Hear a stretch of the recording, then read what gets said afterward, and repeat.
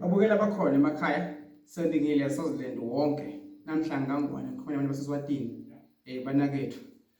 ngithi udokotela uNdlela Mthandazo ufikile ukhona kuseSwatini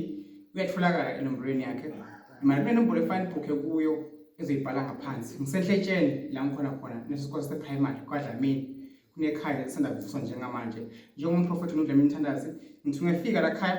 zikhona iwasho ngizaphezulu zonke lezi la mazikhona ezinye seyikhwameni mbulo khona kanala khaya ehletshenziswa la phela mbulo khona ekhaya ngithi wonke umhlaba lonke jikelele nakwefika la ekhaya yophuma ehluko omkhulu siyahlola lapha ekhaya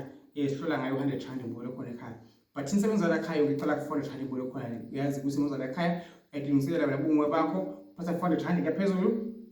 phatha 100 rand imali yani yokuhlola zikhona iwasho khona amakhandlela sisicitho amabhadi amashobhlethi emsebenzi zakho zikhanye uyephupha kabi kuvule noma uthi ibhizinisi lakho alihambi kahle wena bakuthengela ekhaya ufike uthole ini impumelelo yaphambili mbulo khona ekhaya noma esondweni lakho mbulo khona ekhaya abantu abekho la khanga ngifike ngikukhandele kuvule izinto mbulo khona ekhaya ntwana imbuka ngihleli kuphi ekhaya kithi Mbamba la ngiSwatini lapho ngivusa khona mbulo khona ekhaya ngesikolo sabe esikhulu esimbulo khona ekhaya esilapha ekhaya ngiselondweni